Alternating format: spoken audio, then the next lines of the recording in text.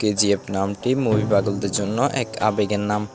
KGF chapter 1 যখন মুক্তি পায় তখন এই ডিরেক্টর বুঝতে পারেনি এটি এত বেশি বিস্তৃতি পাবে। কেজিএফ চ্যাপ্টার 1-এর প্রতি মানুষের ভালোবাসা দেখে কেজিএফ চ্যাপ্টার 2 এর জন্য ভাবতে শুরু করেন এই ডিরেক্টর। তারপর রিলিজ হয় কেজিএফ চ্যাপ্টার 2। এখন দর্শকদের মুখে মুখে শুধু একই কথা, কখন রিলিজ হবে কেজিএফ চ্যাপ্টার 3। কেজিএফ চ্যাপ্টার 2 অনেকবার রিলিজ ডেট পরিবর্তন করেছে। অনেকবার রিলিজ ডেট পরিবর্তন করে অবশেষে রিলিজ হলো কেজিএফ চ্যাপ্টার 2। সুপারহিট অ্যাকশনের কারণে মুভিটি দর্শকের কাছে অনেক পছন্দের হয়ে পড়ে।